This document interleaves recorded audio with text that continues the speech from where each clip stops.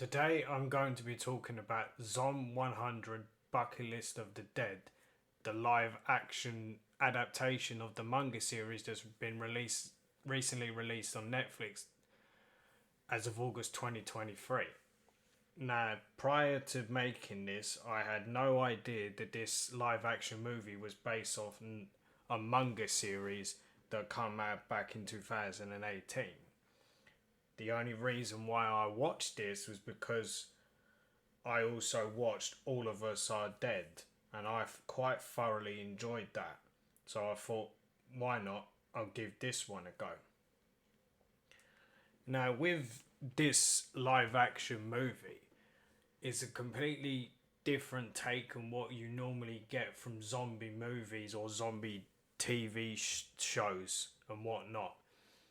In where you have the main character who's quite frankly happy to an extent that there is a zombie apocalypse, because it means he doesn't have to go into his shitty job where he's treated, in other words, basically like a slave, because his boss in actual fact is an asshole. I mean, it's probably the only thing that I can think of really where someone is actually happy, whether it's a TV show or movie, where they're glad that there is a zombie apocalypse is happening. Normally everyone else is panicking because it normally means it's the end of the world. Well, to a point, because it seems that other adaptations or other zombies TV shows and movies, it doesn't really show you the end of time. It just really shows you the end of the country that the apocalypse has started on, whether it's in Japan, like the Zom 100, or like All of Us Are Dead, if I remember correctly, which is in Korea. That was only seemed that the apocalypse is only contained in Korea, and it seems like this is only contained. Well, it doesn't really show you, but it seems to be only contained to Japan. But it's quite different, as I said, because you have the main character is obviously happy that there's a zombie apocalypse. It's a different take, because I mean it makes sense realistically that you're having someone who's looking at it differently. It's like, okay, what do I actually want to do in life? As he said, what's the 100 things I want to do before I become zombie food? And then obviously turns into a zombie. And I quite like that, where he dreams up a list of 100 things that he was probably never going to do in his actual normal day-to-day life. One, probably because he might not have had the money. Two, you could clearly see he doesn't have the time, because his job sucks. He's worked so hard like a slave. His boss is a complete dick and whatnot.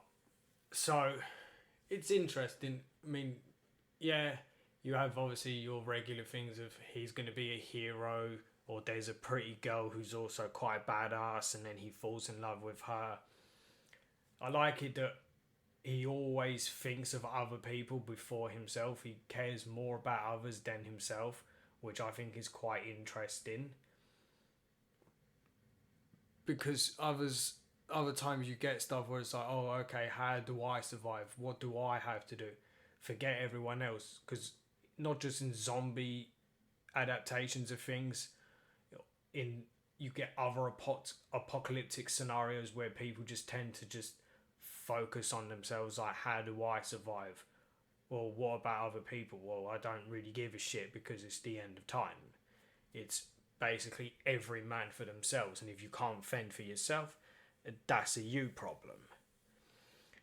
You know, so you have it where it shows you where he's being chased. I think if I remember, the main character is Tendo, and he's being chased by obviously the zombies through his apartment block, and then it's kind of like, obviously he's he's not upset because he's being chased by zombies. He's upset because if he doesn't get away from them, he's going to be late to work. which is quite funny that he's more concerned, obviously because of his shitty job and his shitty boss. He's more concerned about him being late for work than what he is concerned realistically about being mauled to death and turned into a zombie. Whereas obviously you wouldn't tend to worry about that. So yeah, is it kind of quirky? Yeah. Is it a bit ridiculous? Yeah. That he's so happy. Realistic. I mean, he is happy that there is a zombie apocalypse.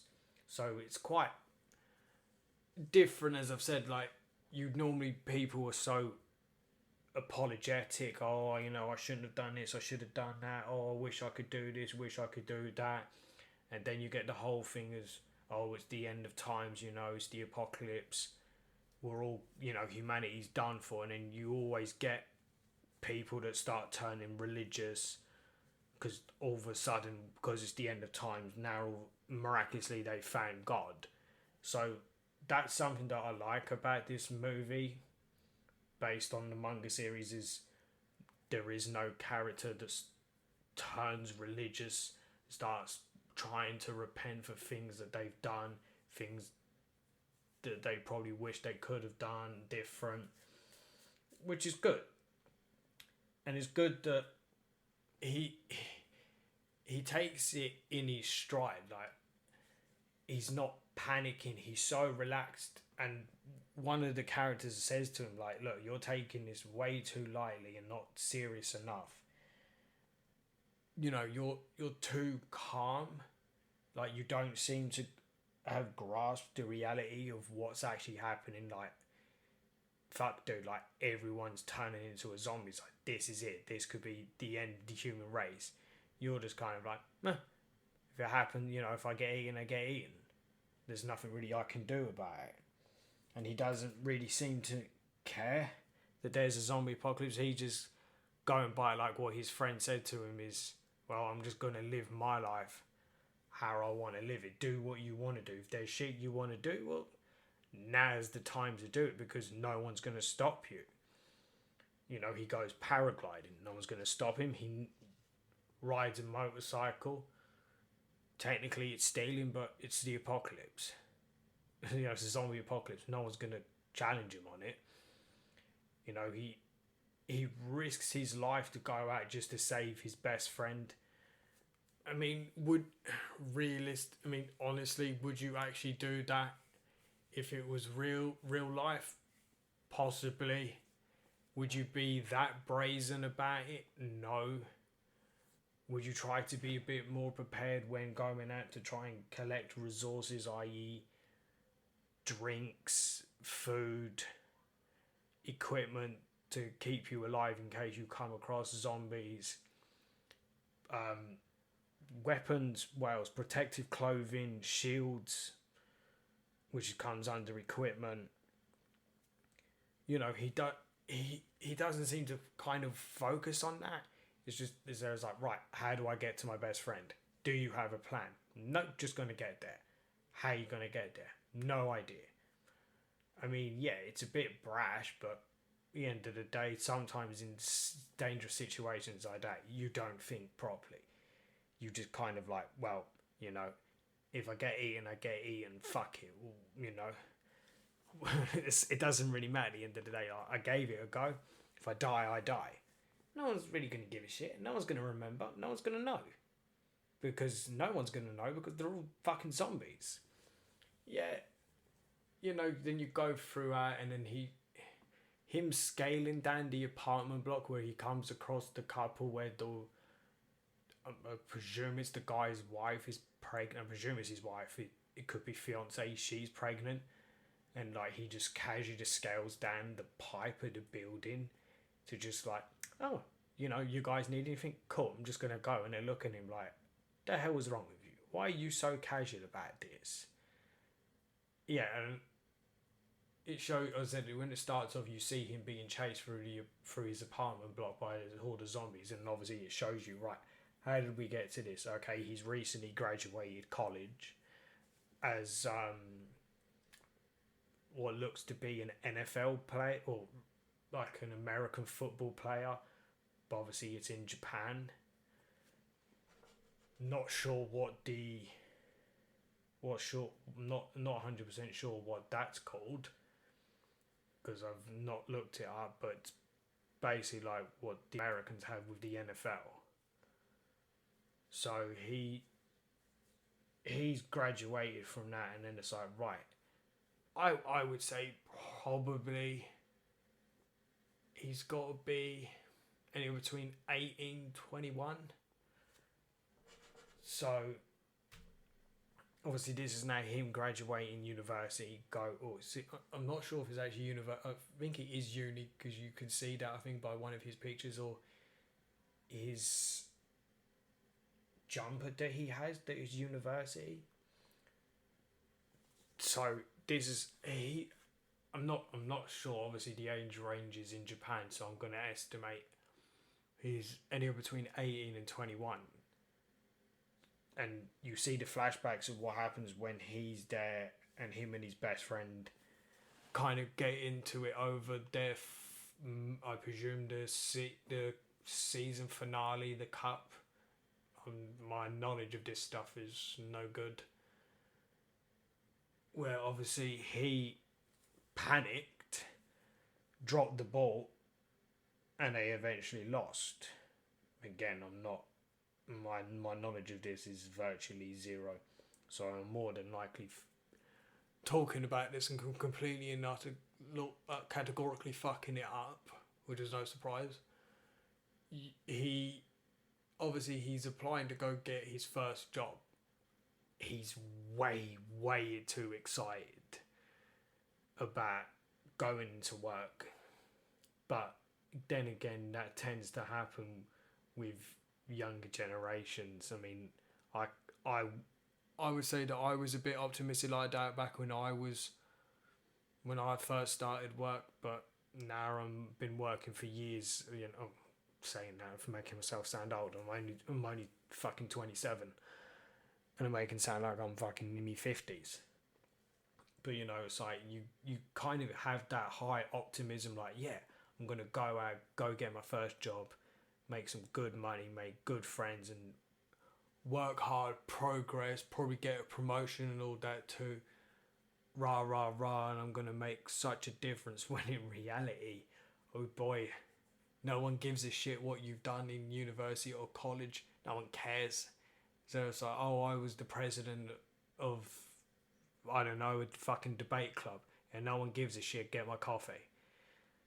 Is it like that in today's society? I'd say it's still like that. It really depends on where you go. You know, where you come in with your degrees and whatnot. You have all that high hopes and ambitions, and then once you get there, within a couple of days, couple of weeks, all that ambition dies, goes out the window. It's not like that for everyone.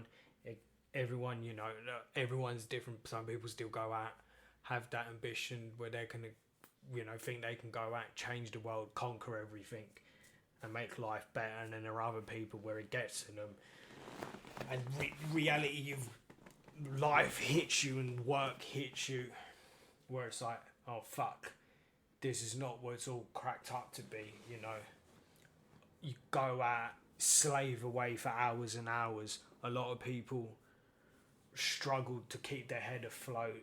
Other people, you know, they make good money, have a luxurious lifestyle. Others have more money than what they fucking know what to do with. And there are other people that are basically, you know, like, there are others who are making enough money just to survive, and there are other people that are just living paycheck to paycheck. So he obviously goes out and he's meeting and greet everyone he walks past to. He's like, morning, you know, wishing them all well. And you can see he's got that high enthusiasm. Then he's like, right, off to work, first job, let's go, let's do this. And he has, you see that youth, kind of like he's like even though he's, as I said, anywhere between 18 and 21, he's like a child in kind of in a way, where his lack of kind of grasping it, or maybe I'm interpreting that wrong. But he's definitely he has like kind of like a child mindset, where like everything's gonna be hunky dory, everything's gonna be so great and cushy. But then again, as I said, a lot of people are like that. You know, you think it's gonna be so fantastic going off to work, and at times it is. It's an absolute fucking treat. Other times, it's not. It's an absolute nightmare. You know, you want to pull your hair out. Luckily, I did, and that's why I'm bored. Other times, you just want to smash your head against the wall. You know, you're there like, why the fuck did I even do this? Why the hell am I even in this job? Please, God, shoot me. You know, so I like it. You see him, he goes in, okay, yeah, again, you get the whole cliche thing of he gets to work, he sees one girl, oh yeah, you know, she's you know, gorgeous and all that, instantly falls in love with her. That shit's cliched. Was it too much of a drama? No. Was it completely in your face? No. Did it last long? No. Until obviously reality hit. And then, you know, you see him, then the work starts coming in and you see how god awful what he does is. Like the hours he puts in. I mean, Jesus, there are other people that complain. I mean, I complain and I do 11 hours a day myself, 55 hours a week. But Christ, it's a doddle compared to like what he was doing. So I can understand obviously why he was so enthusiastic about the zombie apocalypse, because it's like, right, I don't have to go in to this fucking shitty job where I'm treated, well, basically like that. So I get that. You know, the workload is appalling. Yeah, he gets to go out. I guess it's on guess he gets to go out quite regularly for drinks with colleagues, food. You know, so the socialising aspect seems quite good compared to obviously the godforsaken. I mean, the workplace is shit. His boss, fuck me, his boss is a complete and utter useless cunt. Ones like that, oh, are detestable cretins. But a lot of the times managers tend to be detestable cretins. The problem is, it's an insult to the cretins. You know, so the socialising aspect's good. Yeah. And then eventually it gets to him because it's like, you know, he does his first shift, pulls an all-night, and then he pulls another all-nighter. So it's like he spends 2 days at the office. And then, like, as he said, he's practically living at the office. That is insane. I mean, I could be wrong, but I'm sure from bits and pieces that I've picked up over the years, even through, like, looking at different things, couple of articles, news articles, and other people who are Japanese and have left, that the work life can be quite brutal in Japan.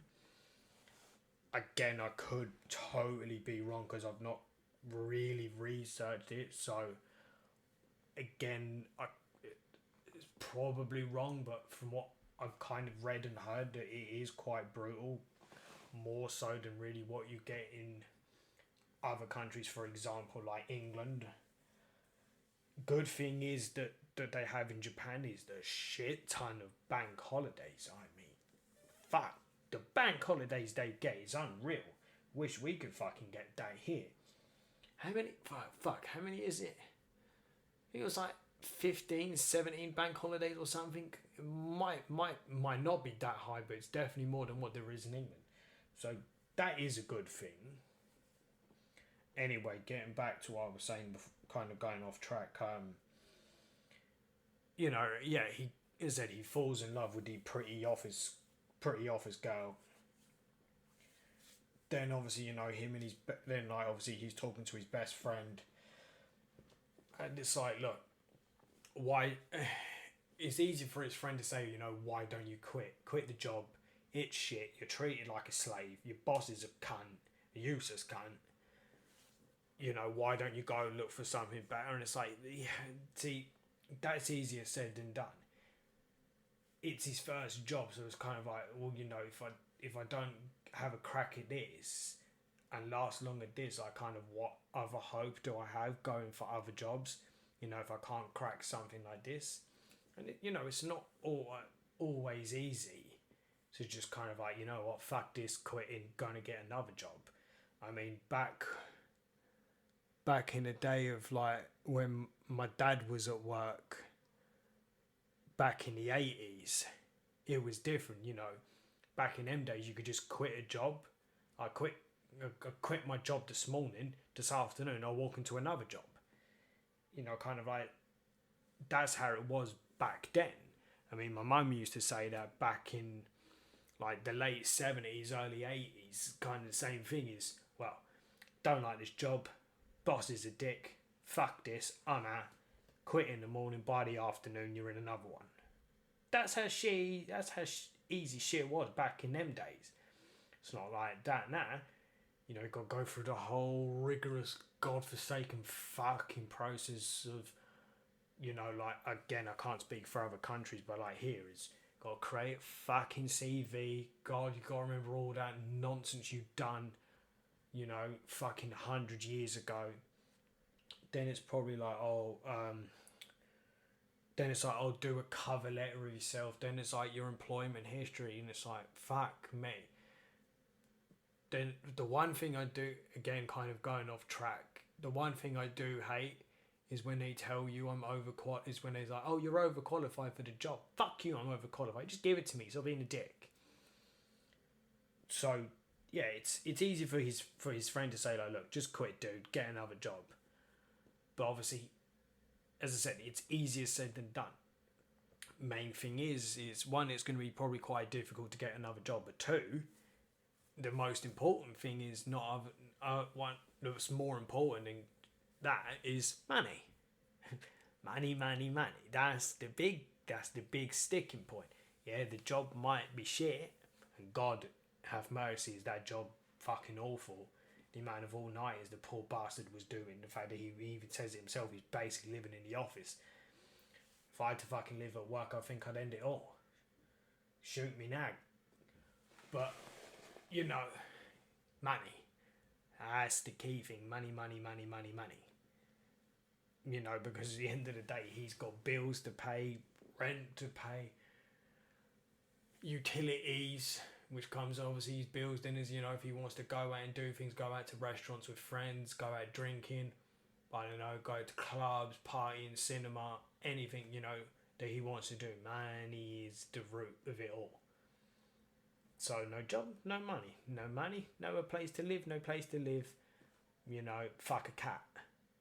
Okay, I don't know why I said that, but fuck it, staying in there. You know, then obviously they end up, because he basically has a go with him was, oh, you know, it's easier said than, you know, it's easy for you because you're in a good cushy job where you don't seem to do a lot. Which you later find out, if I'm correct in saying, that he's a chef at a restaurant, and that in itself is goddamn a bastard job. Because again, you're putting in such brutal fucking hours, slaving away, and you know, and a lot of the time you don't. I think it's not the same for everyone, but a lot of the time is you don't get the gratification from people. You don't get the satisfaction from it. But again, everyone's different. So, you know, he's quick to criticise, or, you know, say like, oh, you know, shit's so easy for you.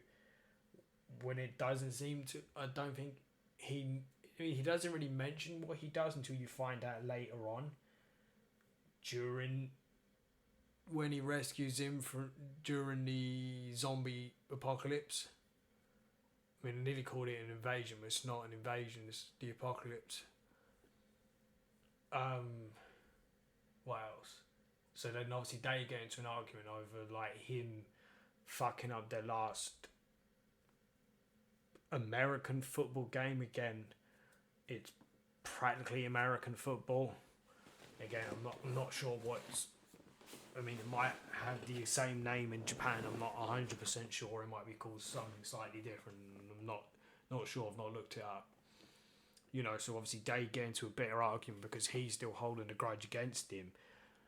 Which again, I can understand him holding a grudge because it's like, this is like the final game. This is the big one. We could probably go on, win a trophy.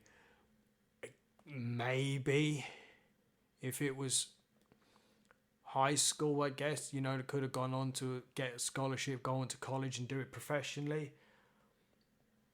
I guess they don't really tell you that. Maybe it does in the manga. I've not looked at it because I never knew there was one, so I can't say because it was uni again. Yeah, more than likely it's like, right, win this, get a scholarship, go off, become a professional, play for a couple of years, maybe try going over to America, trying out for the NFL. I'm just roughly guessing that's probably how it works. So obviously, yeah, I mean, you can understand him still holding a grudge against him for that, but then again, it's like, mate, that was back in school. We're adults now, we're going off to work, get over it.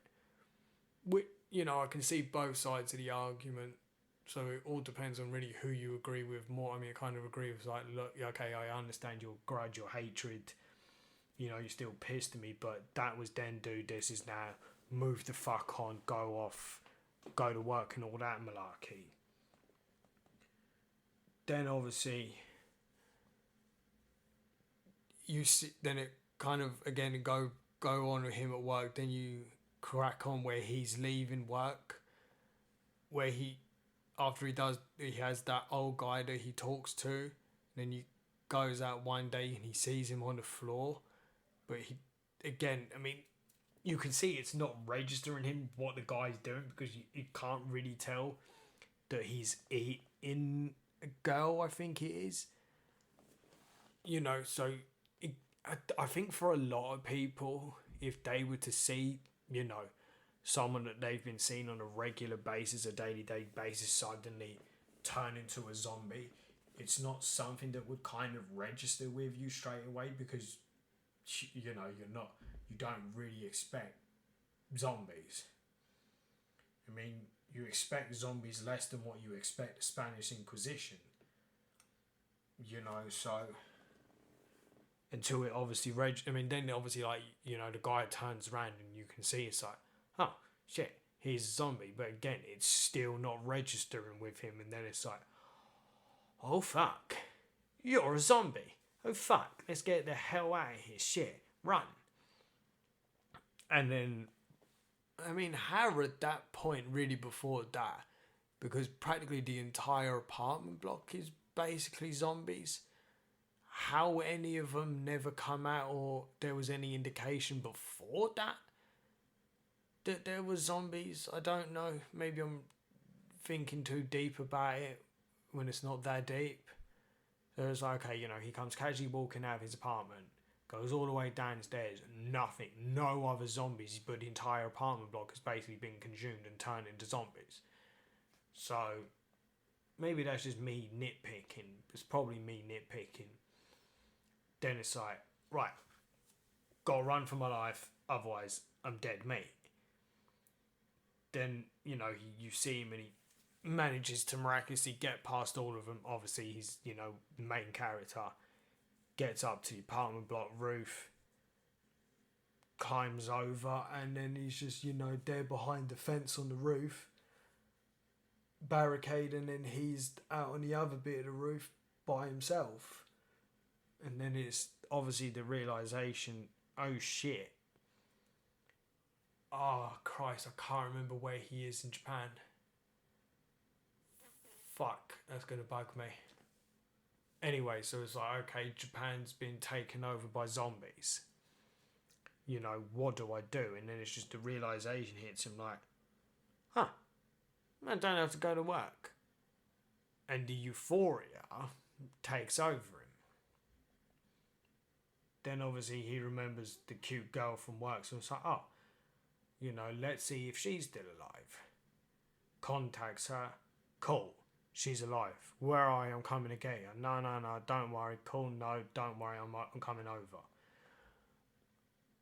Oh no, I've skipped a bit. Then there's obviously he goes out to get supplies for himself. food and drinks. I mean, you got to give it to the guy.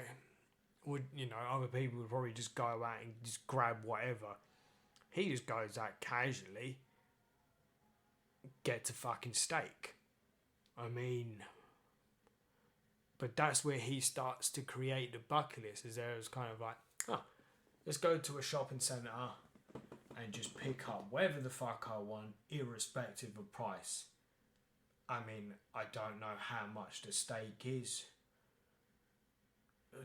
What? Let's call it, let's say, trying to think, probably a £15 steak. I have no idea what that is in yen, unless I look at my phone quickly. So let's quickly have a look. What's that? Where is it? Oh, there's no point in looking it up because it's not really relevant, so it's like 15, let's call it a £15 steak. Again, no idea what that is in yen. Then it's like, right, cook all that, fuck. Didn't get the sauce. And it's like, I get like you want your sauce and all that, but just eat the steak. I mean, I actually was kind of thinking, well, now he's done the steak and he's not going to eat it, he's probably going to fry it off to the zombies and let a few of them fry it out. I mean, the thing that I do like is he does use his American football skills to help him survive. I do kind of like that because it's like, it would work. Obviously, the way they weave in and out of people and shoulder charge into them and knock them down, and it can hold off a few people. So I think that could work in reality. So it's good that they use that. What else? Then again, I'm probably skipping over things. We're just trying to remember everything, and so it's like, right, go to the girl, obviously that he works with, goes to her. Cool, she's still alive. Obviously he doesn't know she's fucking the director. I mean, again, it's a common thing that you get in real life where, managers, managing directors, bosses, directors, CEOs, supervisors, owners of the company, they all abuse their power to sleep with girls that are much younger. And women can do it as well. It's not as prevalent as obviously as men, but I'm not going to get into that whole spiel. So then he goes over and is like, oh, okay. Oh, why are you with the director? And it's like, well, put two and two together. There's a bed. He's in his... Oh, fuck, what the hell would you call it? Crap, I forgot the god... Oh, what the hell is it? It's not robes. Oh, son... damn it, what the hell is the word for it? Christ. Anyway, I forgot the name of the word of it. Of what he was wearing. No. I can see it, can picture it. I can't think of the word. No. So he eventually sees the picture of them two together and puts two and two together and realises, this girl I've instantly fallen in love with, she's sleeping with the director. I mean, if you look at it, he's probably 20, 30 years older than her. Again, it's their business, but obviously it's, it's an abuse of power. If he kind of forced himself on her in a way, it's kind of abuse of power. If it was mutual and consensual, then there's not really anything wrong with it. But obviously because he's the... Again, I'm not getting in, I'm not going to get into all that. Then obviously, he's a zombie. They try to get out. Lo and behold, I was actually kind of surprised that really she didn't get out and she then ends up getting caught up, bit, and then she becomes a zombie. I was kind of surprised at that. I actually thought she'd get out with him, and they go off obviously to see if they can find other survivors. I mean, in amongst all of this, he's still adding to his list of, the 100 things he wants to do before he becomes a zombie. So I was actually kind of surprised she was killed off, because normally I'll go over, find a pretty girl, save her, and we can go on surviving and whatnot. But it's like, oh hell no, she's dead as shit. So I like that kind of, change to what you would normally get in stuff like this. So then obviously he then goes, wait, did he kill her? Don't remember. Not important. She's dead, dead anyway. Then obviously, he adds more to his list. Then obviously he contacts his best friend who's in a, was it a sex hotel? In other words, he was like in a brothel. But I think it was called a sex hotel. Can't remember. I mean, again, I'm not knocking him, not judging him. If he wants to go off and pay for sex, at the end of the day, that's his business, his choice. He's a grown man, he's an adult. It's free country, end of the day. You want to go pay for sex, go pay for sex. There's a reason why the service is there. So he's like, no, don't come get me. It's like, well, of course I'm going to get you. Now I know you're alive, you're my best friend, I'm coming to save you. Despite him insisting, no, it's cool. I've just accepted it. I'm probably going to die. Save yourself. It was good knowing you. It was good being friends with you. Whatnot, but nah. So him going over, again, not really formulating a proper plan of how the hell he's going to rescue him amongst, well, really tens of thousands of zombies. There's no real plan other than, I'm coming to get you. So he obviously waits out for him in his hotel room with his tied up zombie prostitute. Not really something I thought I'd ever say, but I know. You're going to get that, but, zombies got to make a living somehow. I don't know, I'm getting a bit crazy. So he goes over, rescues his best friend, and obviously he goes to where he works in the restaurant. And obviously they have a massive slam dunk, beautiful meal and all that. Again, not really something you kind of think about doing in the middle of the apocalypse. But, there's no better time really. The food's just sitting there going away, so fuck it. Why not have an all-out big meal? They make up, obviously for the argument they got in, because, during stuff like this, people get sentimental and all that. Again, it's only natural because it's kind of a human reaction. They make up, and then it's like formulating a plan of, right, what the hell do we do?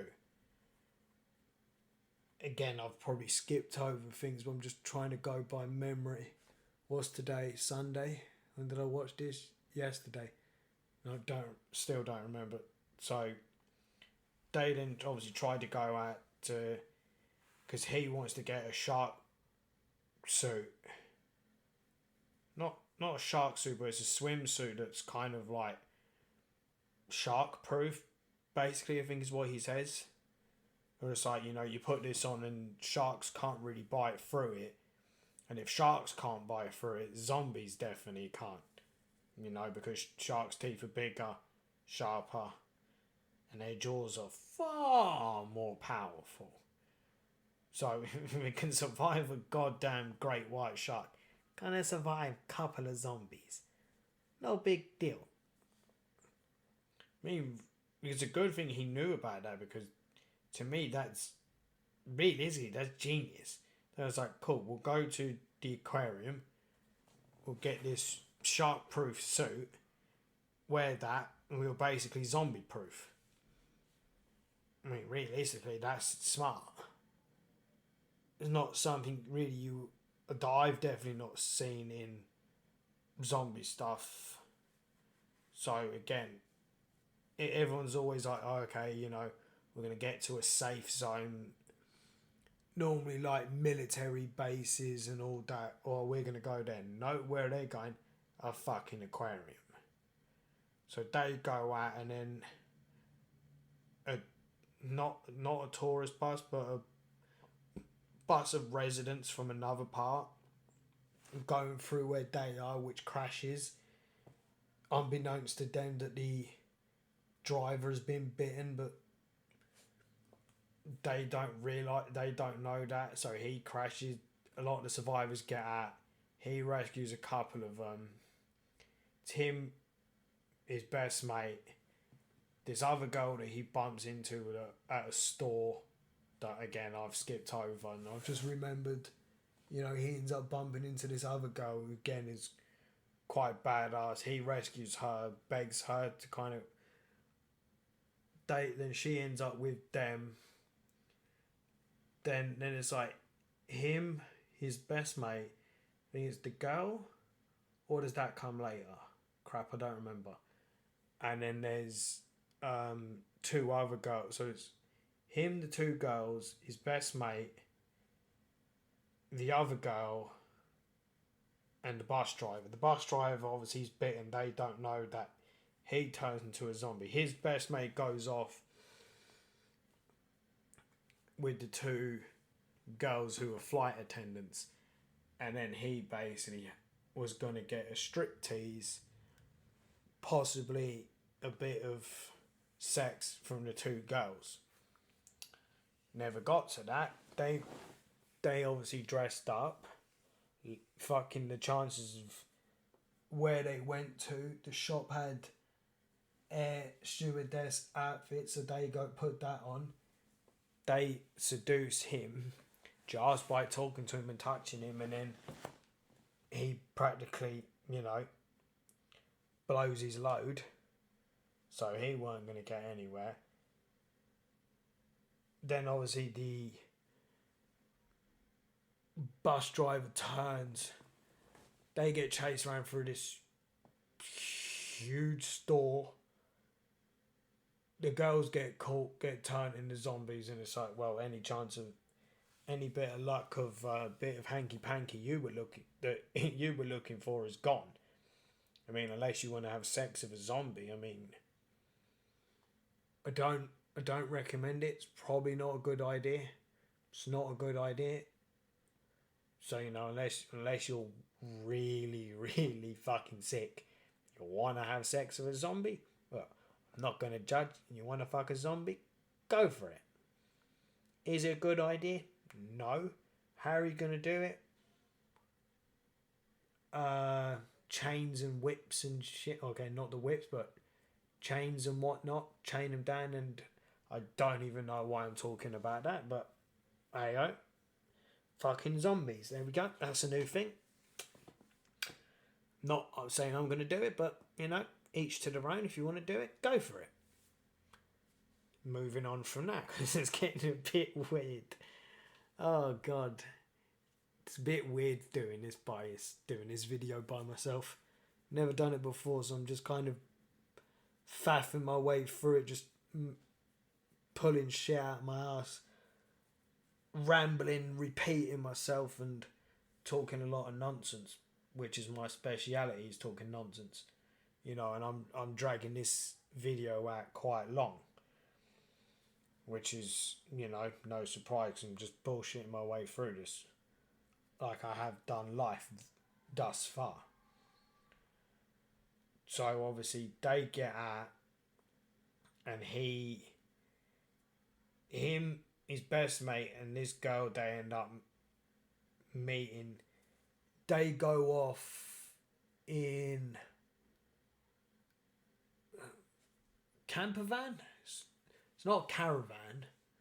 It's not an RV. I'm going to call it a camper van.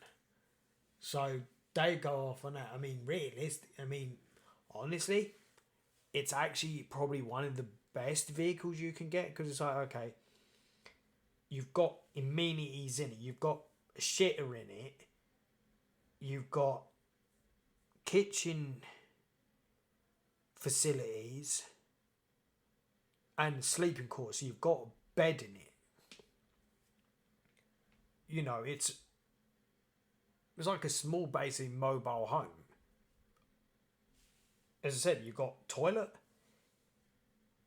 a little kitchen, and a bed. You know, so I think normally other people go for big vehicles like your buses, your lorries, or they'll go for quicker vehicles like motorbikes or sports cars.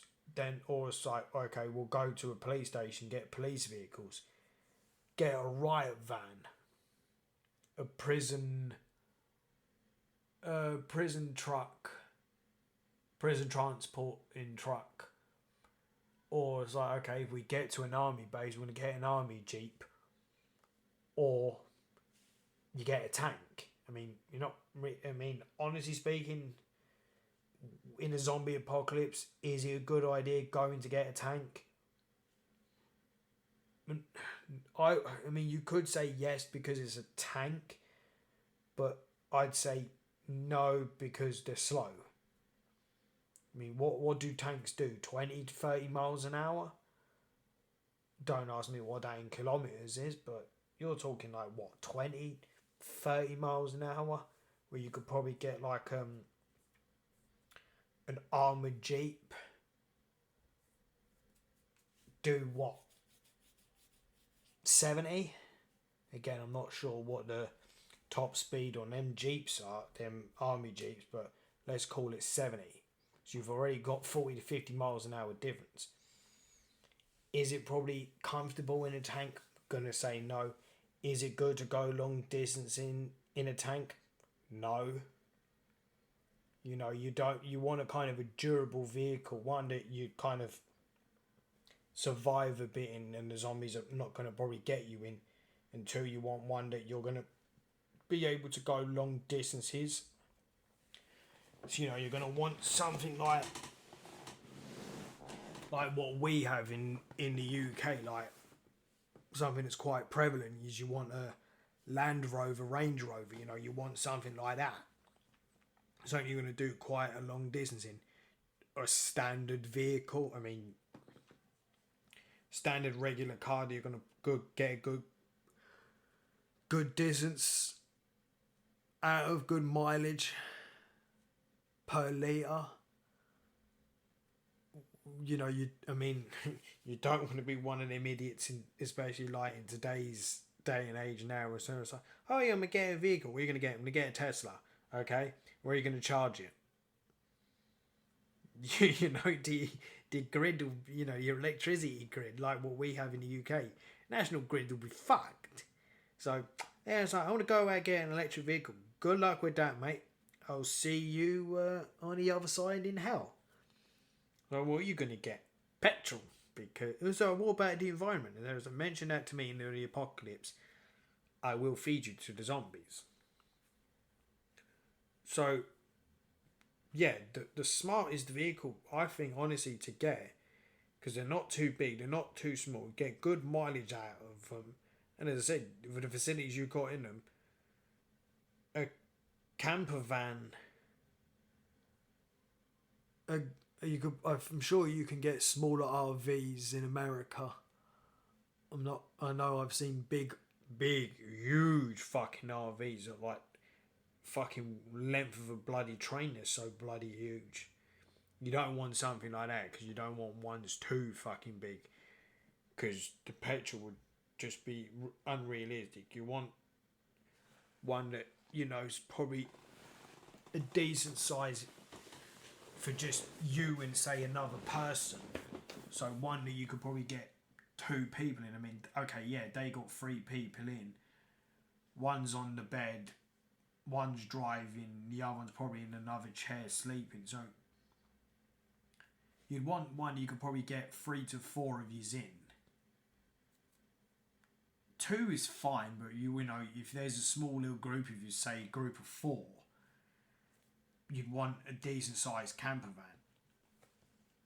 See, now it kind of again going off track a bit of the movie, but staying on the zombie genre, I've thought about it quite a lot. Is honestly, in the zombie apocalypse, do you really want to stay in a group?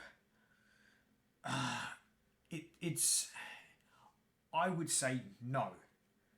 Fuck being in a group, because there's too many of you, there's too many risks, there's too much to look out for, and there's always going to be one that's going to fuck everything up and probably get you or most of the group killed. You'd either want to do a zombie apocalypse either as a duo, or more than likely probably the better option is go solo. Yeah, a duo might be a bit better, especially like if you get injured. I mean, if you're doing something and you end up slipping and breaking your leg, or then you're fucked. Honestly, you're fucked. If there's like 1,000 zombies and you break your leg, you're screwed. Whereas if you're with someone else, they can kind of hold them off if they can, and then probably carry you to a vehicle to then get away and hopefully patch you up so then you recover. So, worst case scenario, go as a duo. You could go as a trio. I think is pushing it a bit too much. Going as a quad, no. You would, I mean, stuff like that is where there's like 3 or 4 of yous, or a bit more, is only really acceptable if it's your family.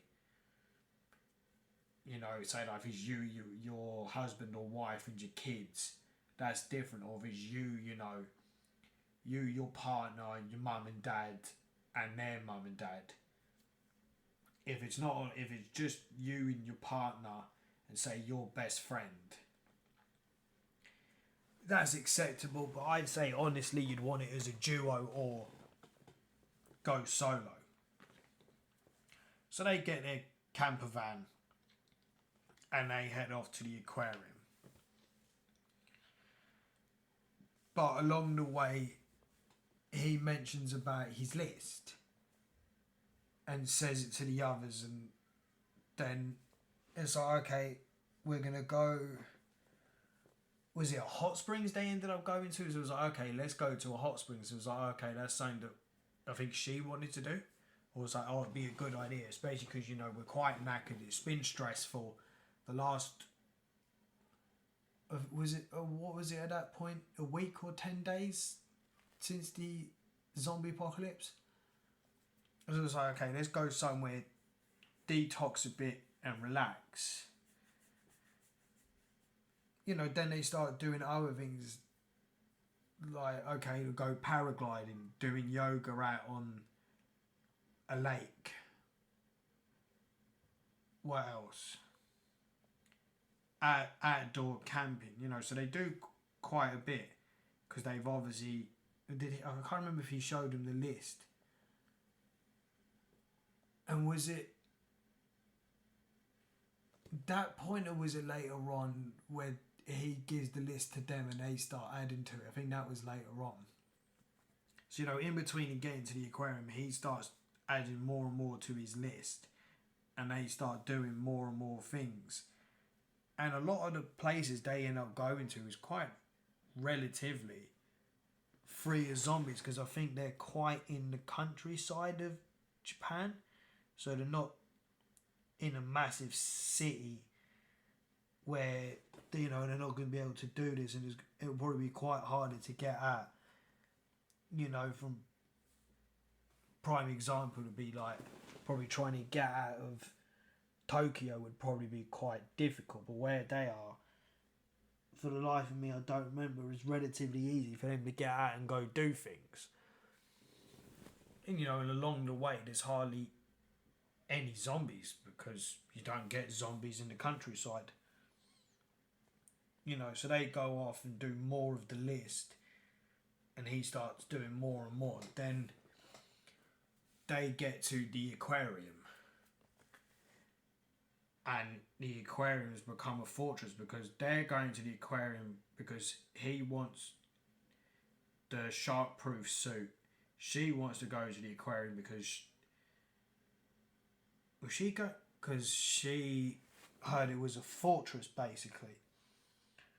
Lo and behold, they get there, and it's run by his boss at the company that he was working for pre-apocalypse. So lo and behold, Captain Dick's still around, and he's practically, well, the CEO now of the company, and he's turned the... Oh, I forgot about the goddamn the fucking couple with the pregnant woman. Oh shit, I forgot about that. He went back to the apartment and it was completely mullered, blood and destroyed and everything. Luckily, they got out. How the fuck they got out? No idea, because the apartment was a wreck. Blood was everywhere. It looked like a massive homicide. Yeah. Now, a few of the people that he met prior to the apocalypse were all at the aquarium. His boss is there and is still a dick. He runs a tight net facility. I mean, I can understand why he was using the zombies as insurance against raiders, but like obviously what you see, it was quite risky and extremely, extremely stupid. You don't really use them as really security guards because zombies are no good at that. They no think, brain no work. So again, gets there, the aquarium is run like the company. They kind of come slaves to the system, all of them. How many people were there? What, 100? 2? Anywhere between 1 to 300? And lo and behold, it all goes tits up when one gets infected. One gets attacked by a zombie and all hell breaks loose. Because it seems that everyone just panics. No one can seem to try and think, right, let's defend ourselves from the zombie. It's just pure panic. Which again is quite understandable. All hell breaks loose. Yeah, he ends up kissing up to his boss again, kissing ass, and becomes a slave to the system again of the company that he worked for. Again, I'm skipping over things because it's just trying to remember things, and then in bits and pieces and in order, which is not always easy to do, even though I only watched it yesterday, but hey, I'm a donut. Well, it all goes tits up. They get into a big argument, and obviously the friends and that and the list, and it's like, well, you've got your list. There are 100 things you want to do before you become a zombie, and you've just kind of abandoned that because you're back working for your boss, and you can't seem to tell him no. Fuck this, fuck you, I'm out. Despite it basically being the end of time. To quite a good majority, it's basically the end of the human race. Or, I'd probably say not really the end of the human race, it was just basically the end of Japan. Because they don't mention the rest of the world, so I would say the zombies were only contained to Japan, so it was basically the end of that, which is sad. But anyway, so, he can't seem to say no to his boss and move like, oh, sorry. Oh, I'm getting a bit tired. And then there's obviously a whole big argument of fight. Then they're trying to get him back out. And at that point, they have no idea that there's been a zombie outbreak in the aquarium. I mean, this aquarium is big because they've got a fuck ton. It's a massive aquarium. Thing's a fortress. As I said, you're probably looking at 200-300 people. Couple of fish and shit, and a shark. Great white shark. You know, because you're just going to keep one of them, apparently. Not a good idea. Everyone starts getting turned into zombies. Some of the zombies end up falling into the water because she drags them and gets them in it. Then the great white eats the zombies. Later on, when obviously they're all trying to escape and all that, because the husband of, again I'm going to say the husband of the pregnant woman, or of the couple, sorry, that he see in the apartment block that he went to get food from, when he come back, it looked like they'd been mullered and turned. He was going to help them to get out, and obviously that's where it all went wrong. How that zombie got in, how it got on the roof of the truck, I have no idea, but anyway, that's no here nor there. Don't know how that happened, but anyway. So they devised a plan. Go and do it. The zombies end up getting to them. Most of the staff end up dead and turned, because he realises, well, where the fuck are my staff? The shark eats the zombies, and then lo and behold, giant zombie great white shark. Now that thing to me looked like at least a 25 foot great white shark, which is not something you don't really want to come across a great white in general, but let alone a giant enormous 25 foot one that ends up becoming a zombie. I mean, what, it was full of like 8 zombies that end up sprouting out, their legs sprout out through its stomach. I mean, yeah, okay, it's a bit ridiculous because it's like them stupid B movies like Zombie Shark, Sharknado, Ghost Shark and all that. Them stupid shit. So yeah, it to me that was a bit daft. But, you know, the whole thing is a bit absurd, but it's fun. What I don't understand is how in the name of Christ is you're looking at 8 zombies, how they have the physical strength to lift up, even though they're inside of it, how they have the physical strength to lift up a great white shark, when this is a creature that, especially one that's like that long, probably weighing 2 tons. How the fuck did the 8 of them inside of it manage to lift that up and carry a 2-ton beast? But like doing that to an African elephant. Don't know how the hell they do. I mean, an African elephant is not 2 tons, but it'd be like doing that to an elephant, picking it up and running around with it on your head. Doesn't make sense. So that's obviously the big boss battle, is a zombie shark with 16 legs. There's like 8 zombies. Quick maths. 16 legs. I mean, the whole thing does look ridiculous. You know, so there's a big zombie fight. Again, trying to survive. His boss is still alive. Begging him to come back. They eventually defeat the shark. They get out. Everyone gets out. He manages to become the superhero like he wanted to be and save everyone. They all get out. Again, I've skipped over things, but it's just kind of like I'm running out of things to say. And it's like, okay, yeah, zombie shark, defeat it, get out, because he has his suit. Even though he ends up getting, bitten like 5-6 times. I thought, okay, he killed off the main character, but his zombie shark proof suit worked, lo and behold.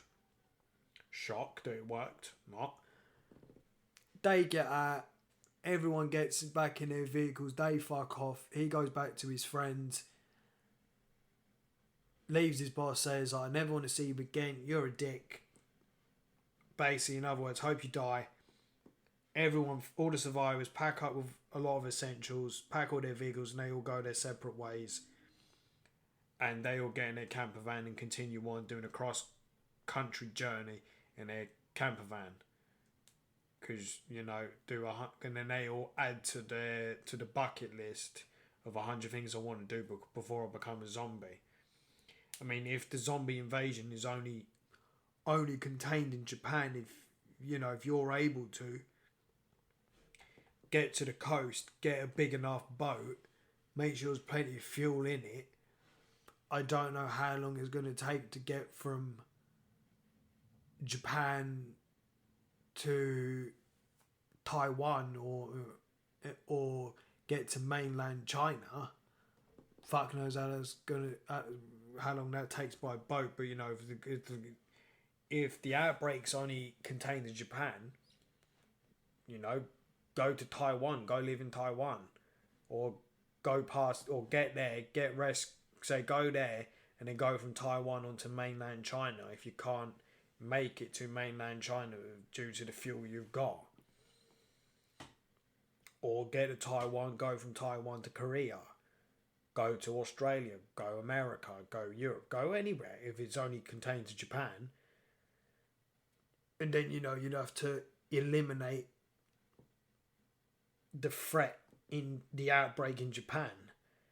I mean, and the only way, realistically, you're going to get rid of a zombie outbreak is, well, if it's contained in one country, and if the country's an island, like the UK, an island, place like that, then the only other thing is, how do we resolve it? Simple. Nukes. It's the only other logical explanation is you go there, just drop a shit ton of nukes. You're going to effectively, well, I mean, it's not really something you want to do to Japan is drop nukes on them, but we're not talking realistically, we're talking complete fantasy is you drop nukes. Then once, obviously, in time, once it's all calmed down and the radiation safe enough that you can go there, then obviously you have to send in. Actually, no, you wouldn't need to send in people because you could send over helicopters and now you could just use drones. I forgot that. What? Just drop nukes in all the big major cities, but you're gonna want to use a lot of nukes. See if you can get as many zombies as you can into one area. How, I don't know, and then just nukes. I mean, you don't have to use a nuke. Don't have to use nuclear weapons. Ballistic missiles can just work. But obviously for more, not destruction, but more assurances that the zombies are all gone, nuclear weapons it is. How many you're going to need? Don't know. And then obviously they all go about, everyone fucks off, goes their separate ways, and they do their cross-country trip in their camper van, the three of them, before they become zombies. That's that. And that's the end of it. Then you get through all the credits, and at the end of it you see his boss, and then he just basically picks himself up, picks off the uniform off the floor, dusts them off, and goes back into the aquarium. I don't know whether he was going to go back in and just maybe when the zombie shark, whether it was dead, I couldn't say, or just go back in and become zombie food, or he was just going to gather supplies himself, grab one of the remaining vehicles and then leave and then do whatnot. You don't really know, but then it's just basically he's just left on his own and just gives up. Well, not really, but then he just goes off and that's that. And that's basically it. How long? Oh, bloody hell. Nearly an hour and 10 minutes of me waffling on, repeating myself a lot, talking a hell of a lot of bollocks, rambling on, going off topic, and then just basically making an ass of myself for near enough an hour and 10 minutes. I managed to do longer than this and what I was anticipating. But anyway, so that's basically kind of like me just talking about Zom 100, bucket list of the dead. You know, the live action movie adaptation of the manga series based on the same name.